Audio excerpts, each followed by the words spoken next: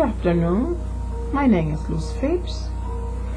I am here because I would like to share my journey that I am going to be calling this adventure that I'm going to be doing every day. A journey of gratitude with Luz Phipps. This journey, I've been wanting to do it for a long time because ever since early this May, I was told that I had breast cancer stage 1. And before that, 2 months before that, my sister also passed from breast cancer also. So that had frightened me. Well, that's the reason why I decided to go and have my mammogram. And that's when they told me that I also have cancer. So after all of this, I've been struggling, I've been with a lot of confusion and a lot of depression and all of that. But I've been also wondering, maybe I can share my story and find some people out there that I'm pretty sure that like me, maybe a sister, a mother, a grandmother, have a family who are going through this. And I just wanted to kind of create a family out there so that I can be communicating, talking about those issues that, especially in the Hispanic community, this kind of issue are not talked much about, having cancer and what's the thing that we need to do to help ourselves and help the loved one, to cope and manage with the situation. I had 3 children, beautiful children. But at the beginning, when they told me this news about having this condition, I just became paralyzed, imagining all kinds of scenarios about how this thing was going to be. Oh my goodness, my children are going to be there for me. Are they going to be supporting me fully, when I had to go to the surgery and all of that? That in itself was driving me crazy because I started becoming very anxious and not sleeping and not even taking care of myself, even eating well and all of that, because I was just kind of contemplating all kinds of scenarios of bad things that was going to happen now that I have this condition. However, it was not like that. My children had supported me and come back in such a loving and magnificent way to be there for me that it has been amazing, to have children and family that support you when you're going through this kind of situation. But the other thing is that with me that I always have been a very self-sufficient, independent person, and now I have to be depending on people to be assisting me and helping me with things. So that was a little hard for me to kind of to comprehend and to let it sink in my being, so that now, okay, it is okay to to have people helping you. It is okay to ask for help. So my coworkers, on my job, they all have been just kind of they all have been supportive after, they know about what is going on with me. But at the beginning, I was very reluctant to be talking or saying anything. I used to be passing by them, in my office, and I was kind of feeling sad, and sometimes going to my office crying, and I didn't want nobody to see me. But there were some of them that sometimes noticed my sadness, and they came to me and they said, "Miss Phipps, what's going on? We are here with you. It is going to be all right." But still, I didn't want to be open and talking much about how painful it was for me to have to learn to live with this condition now that on my wildest dream, I would have wanted to have this kind of thing, and this thing happening to me, a person that supposedly, I was taking care of myself and doing everything, eating right, and I don't smoke, I don't drink, I don't do none of that stuff. I, think that I'm living a healthy and strong life and, positive life, but I guess. This can happen to anybody. So now that I had gone through the surgery and now I'm recovering, having all this thing in my hand, I'm just kind of saying, I don't have no more time to waste into saying that I want to do this and the other. I just have to just do this. I only like to be, educating people about different kind of subjects, different things, because I like to read. I read a lot, and I say, my goodness, why is it that I continue reading about all sorts of things, and yet why don't I do something with this kind of knowledge that I have been acquiring, for so many years? And I can tell you that I've been doing this thing for 30 years, that I have this ferocious appetite for reading and all kinds of things, and I say, why don't I utilize these skills and knowledge that I have gotten, and from all of those great thinkers and authors that I adore and love, that eventually I'm going to be telling you the vast number of them, and I'm going to be, thanking them for how they have made a huge difference in my life. Because also, besides having this cancer condition that now I'm going to have to be living with this, I also had another condition that I have been living with that and not even telling that many people about, and that is that I also suffer from manic depressive disorder. This condition, I've been struggling mighty, because this condition had affected me in my study, in my going to school, and being an effective student and doing a lot of things that a person that didn't have this condition wouldn't have to go through. Going to school, it was very hard for me, always, all the time. To take exams, to take any test, I struggle mighty. I had to take it 2 or 3 times sometimes, because I don't know why I couldn't, comprehend the thing at the time that I needed to do it, to stay focused with things, and with agitation, with restlessness, and all of that. And I just said, my goodness, what am I going to do? I have to find a way to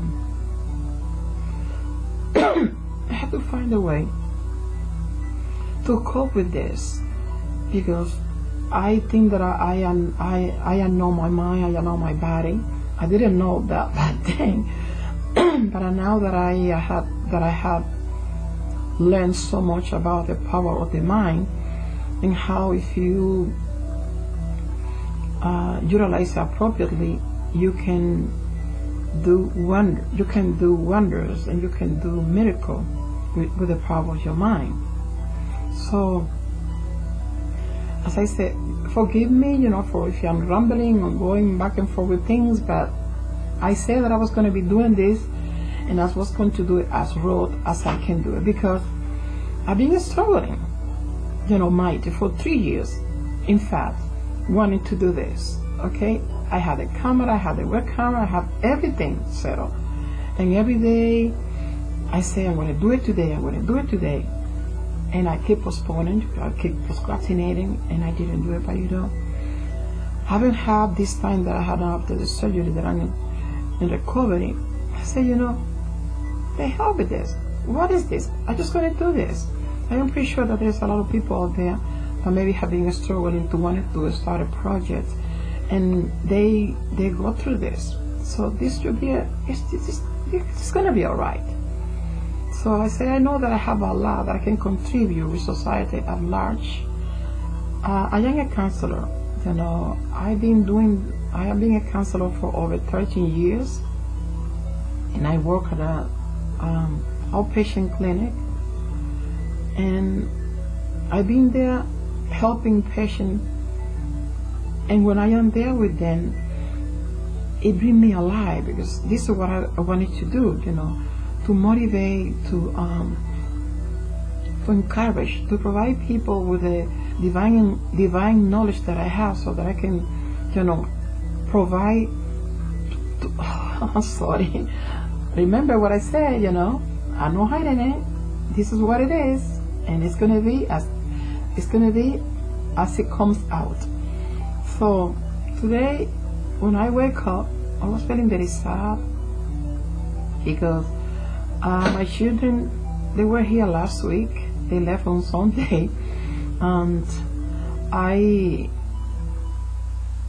whenever they're gonna be coming over here, let me put it this way, I prepare myself. Okay, they're gonna come now. I'm going to have everything settled, to have them helping me to settle this and do this video and put it there on YouTube and all of that. And every time that I did it, oh my goodness, I said, okay, they were here for a few days, so okay, Peter is going to help me, I'm going to do this and the other. And then they left, I didn't do it. And they all were patient and open to assist me and help me. But then, as if I was kind of finding a way to procrastinate and now say, you know, let me sit down, let me do this, and F this. This is what I'm going to do. Let's do it. So, in this first video, you know I'm going to be rambling, and as I said, it's going to be as raw as it can be. So, I've been reading a lot about Seth Godin. He's the one who had really propelled me to is Seth Godin and Mary TV. It's a Mary Foley. She's the person that she has a show on YouTube that I watch all the time. And through reading and listening to Seth Godin, in fact, he had opened my mind in such a way for me just to try to put aside this apprehension and anxious way of tackling this and going on and doing this project that I've been wanting to do, you know, to just kind of communicate with people, to talk about different subjects and things. And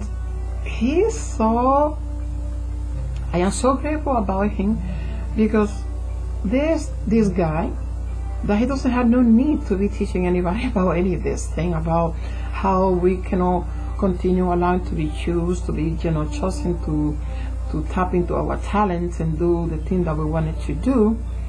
And yet, most of us, and I am included, have been, you know, using the excuse not to do this.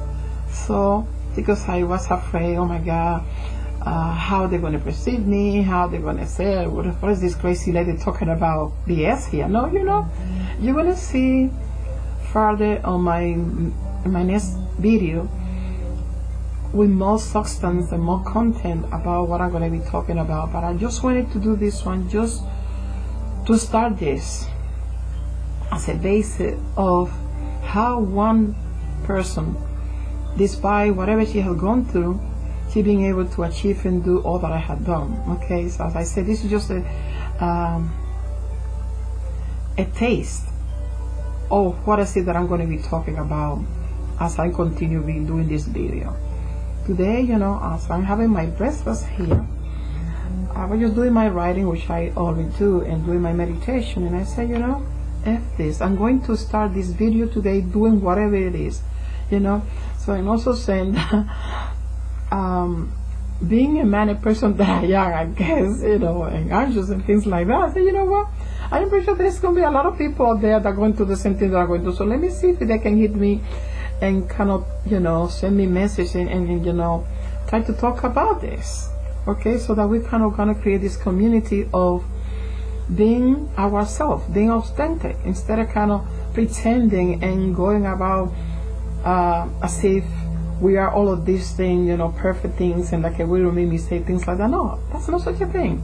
We are human beings, and we just have to be ourselves, and that's something that I do very well, you know, very good.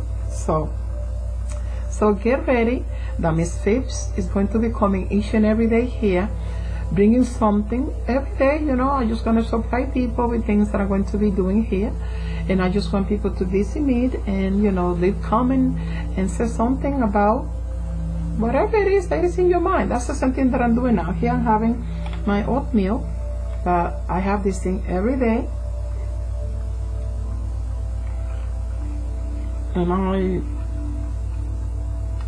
can you imagine? Look, she having her breakfast at almost what time is it? 12:54. So that's Miss Phipps for you. So I know I am a loner, I always spend a lot of time reading a lot. I don't like much noise or anything like that. I like tranquility. That's the kind of person that I am. I can spend a lot of time just listening to books and or people talking about different subjects and lecturing about a lot of workshop. I listen to that here on YouTube. So nowadays I've been listening to this doctor that I'm also reading two of his books. His name is Atul Warandi. This is a doctor from India. That he's really tackling the issue of how we as patients they make a lot of mistakes in hospitals, and they do a lot of stuff that we are not aware. And that's the reason why I'm acknowledging myself about that. I'm just going to be putting my peace of mind about that subject too, because as a matter of fact, when I was at the hospital too, when I was having my surgery, I had some issue there that after my surgery, they didn't keep me at the hospital. Rather, they dismissed me. They discharged me the same day. They said that this was like a very simple procedure, but I guess not everybody responds the same way. I have the lumbotomy, and also they remove some lymph node to make sure that the cancer is not spreading. But apparently something went there wrong, because I was having a lot of swelling and bleeding, and also I was even having a lot of chest pain, that I had to come back to the hospital an hour later after they discharged me. So, and I was having some problem with the receptionist there when I went back, that they were telling me that I had to go making the line and doing all of that, and there I was with a lot of pain. And I kept telling them, listen, I just was here an hour ago. I just have to come back because I'm feeling that I'm having some reaction about the surgery that I just had a few hours ago. So then they were telling me all this stuff. But anyway, I'm going to make the story short, that I just had to do certain things to indirectly force for me to be taken to the second floor again, and for me to be even left there until 2:30 in the morning on that very day.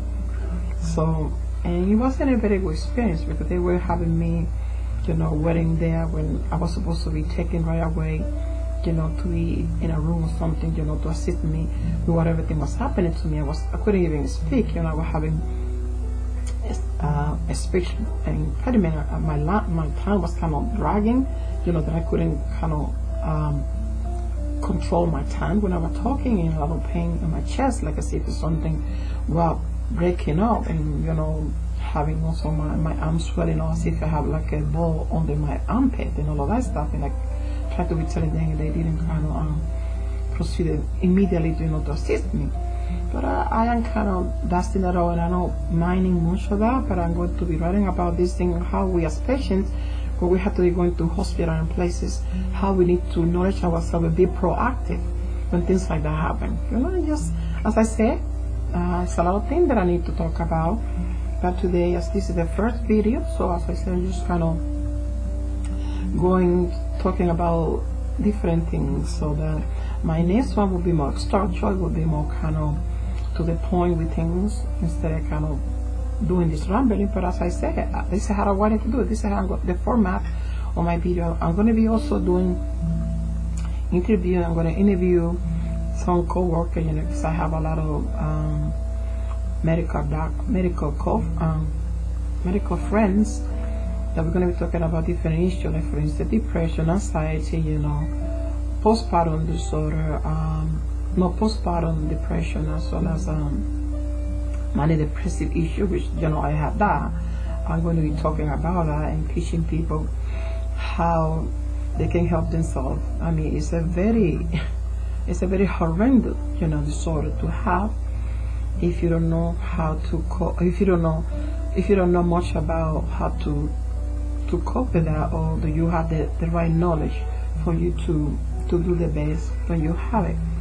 So I also going to be talking about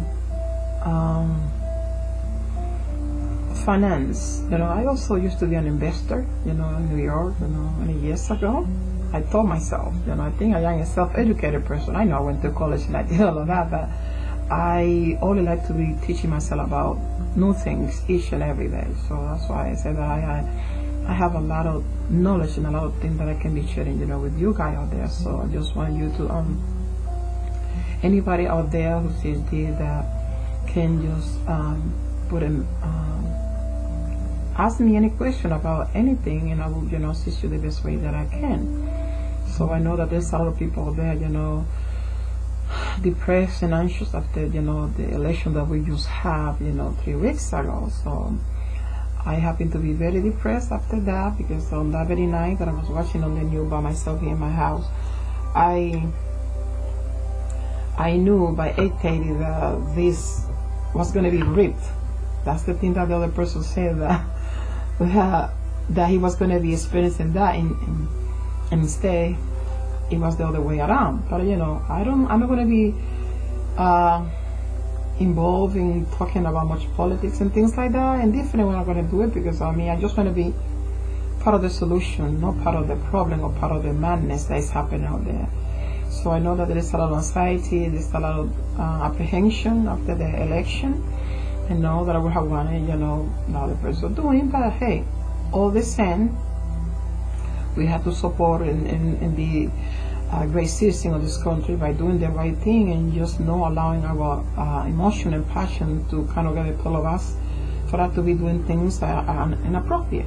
So I believe in doing the right thing and supporting and respecting each other and respecting people's opinion, learning also to disagree with people. That's what makes this society great, that we can communicate and that we can, have our own voice to be heard, but we have to do it kindly and also with open mind, and not to allow, once again, our emotion to come in a way so that we are going to be able to express our thoughts and feelings. So I'm going to try to make this video short, because as I say, I just took the leap with faith today, December 1st, to do this, because I'm going to be doing more video throughout the day now that I have kind of taken the pressure of just doing it. I just say, see, it's nothing, it's okay. So as I say, I'm going to be publishing this thing on YouTube in a few minutes, and I'm just gonna give birth to this idea of doing this. I'm gonna be also interviewing my teacher in New York, that she has been doing this thing. She put video and things like that, and Facebook and all of that.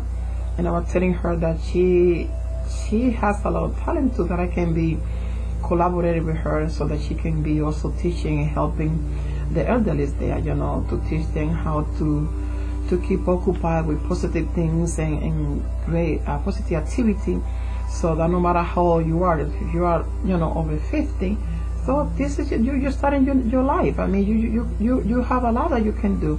So just because you are 50 years old doesn't mean that you have just to give up and not to be creative and doing anything that's going to bring you joy, because that's the thing in Hispanic culture, that after you are 50, now, oh my God, they would tell you, oh no, you don't, nothing else, you're going to do nothing else. And I said, that's not true.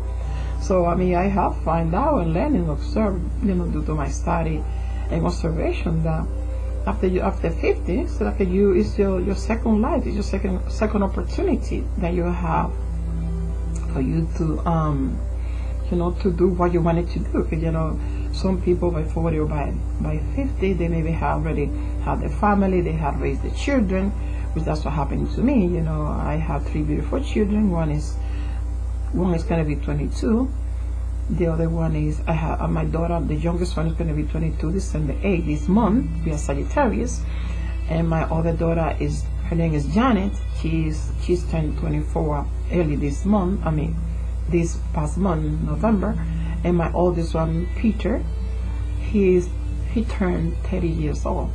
So November 7th. So and I just said, okay, I already finished raising my children. Now I think I should kind of try to be engaging in something that is going to provide me more joy for me to spend the rest of my life doing this, kind of playing with life, so as I say, I've been living by myself for 11 years, you know. I was in a relationship for 20 years, but that's something that we're going to be talking about much later, how that one evolved and how things happened there.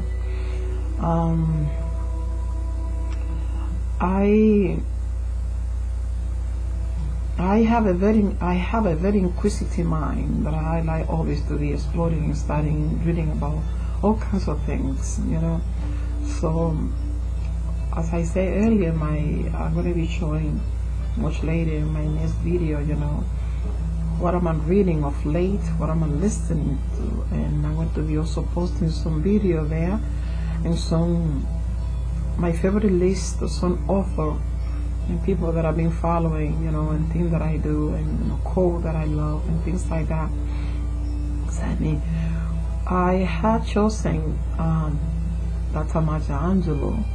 Oh, I adore that woman. She is she's my literary mother. She is my adopted mother, which I love a lot. So I just regretted that I couldn't meet her, you know, before she passed. I had the opportunity to do it. I think a year before she died, I think 2 years ago, that she attended. She attended to Westchester University. She was going to do some interview there, and my daughter was by that time attending there, and for some reason we weren't able to arrange for her to go there, because I really wanted to do that. I mean, what a better opportunity. But anyway, whatever she is in heaven, she knows that I adore her, and I'm going to continue to loving and reading about her. And also with this project that I'm doing, I'm going to also have a session in my show. I'm going to be having a session about poetry. You know how nowadays I don't see people loving and talking about poetry, which I love a lot. So I know that, you know, among the Hispanic community, I don't know that I haven't seen much people doing much of that, but I guess I want to be one that I'm going to be teaching, you know, young and old, how to love poetry. But through poetry is life. Poetry is this that I'm doing right now, you know, playing with life, you know. So I'm going to be sharing that. So my favorite poet is Emily Dickinson and Walt Whitman and T.S. Eliot. So I adore them. I have a bunch of all and also Oscar Wilde. You know, those are some, I have a lot, but you know, so those that I gravitate. Oh, I'm forgetting Elizabeth Browning. I love her too. So anyway, there's a lot that I'm going to be sharing with you, but as I say, I just wanted to start this video, and I hope that you guys find something interesting in it, you know. As I said, this is Phipps, Luz M Phipps. She's going to be hanging around here now on the web sphere and YouTube. So get used to it. You're gonna see her. You're gonna see more about her. So it's gonna be a little. My second video will be a little more, as I said earlier, a little more to the point and with substance. This one, as I say, I wanted just to do it for the heck of it and just started it, so that I release the pressure that I've been having, you know, to start. So Mr. says, Gordon, I'm coming. Oh yes. And I thank you so much for all your suggestions. I'm reading and listening everything that you're doing, you know. This startup thing that you have there that I'm reading aloud and listening to you every day. It has been very helpful. I thank you very much to you personally. And also to Ralph Smart and Infinite Water. Oh my goodness, that's another man that has been my counselor through all of this journey of my surgery, you know, when I was very depressed and didn't know what to do with myself. I've been listening to his video, his counseling. He's great. My goodness, that's something that I'm going to be posting there to show and spread. I wanted you guys to also look how that guy. He's very good too. So to Oprah, my darling, I have written even a poem for you many years ago. Yeah, Oprah Winfield, I adore you. I have called it the beloved one. They're gonna be showing to you guys very soon there. I love Oprah Winfield, my goodness, for so many years. I'm pretty sure that she doesn't remember that I have met her at Central Park. But my memory now doesn't serve me because I also have a memory problem. I cannot remember certain things. But I met her at Central Park one morning. I think it had to be on the maybe in 2000 or something. 2003, 2004. But she was running with her security guard. And I was just kind of doing my jogging that I do in the morning there. And there, all of a sudden I raised my eyes and I said, oh, there she was coming with these two gentlemen. And on that day, I didn't have pencil or anything with me that I could have her, signing. But maybe she doesn't remember, but I remember you, Oprah Winfield. We met. And I also know I'm speaking to assistants that are also going to meet you, to give you the hug and tell you how much I appreciate all your divine wisdom that you've been giving us here, women, in society at large. I'm very appreciative of everything that you have been teaching us, women, and how you all have been there just to inspire us and encourage us, women. So I am very appreciative of you, So since my project is going to be called On a Journey of Gratitude with Luz and Phipps, so that's why I'm doing this thing, because I don't think that I'm going to have time enough or year enough for me to be thanking all of those people that have contributed with my intellectual development, because of my curiosity and my inquisitive mind that I had. So that I have read and listened and see so many things that have impacted me. And that's why I said, why not to create this kind of project and just kind of be thanking all of those people that have influenced me in so many ways, because I have a lot, Les Brown that I also listen to, Susie Olmo, the guru in finance, it's a lot, Tony Robinson, it's a lot with them. This Elizabeth Gilbert, with the magic of the big magic. I read that book, and I've been following her too. So it's a lot that I have to be grateful and thanking everybody out there that have helped me. That's me. I live in grace. Always thanking people. On my job, if you one day anybody can go and see, they're gonna say, that woman, oh my goodness, she only forcing people to eat, giving this and doing this and the other. So that's my nature. So since that's how I live my life in graciousness and in thankfulness, so I want to share that. I want to just to connect with people, because the thing that's happening nowadays, I observe also that people are disconnected. People are not there. Now you're talking to people and they are not there. They're not there. They're just kind of out of the vibe or something. So I'm just going to create things and ideas that are going to be showing people how to reconnect with friends, with family, that we're missing that, we're losing that connection.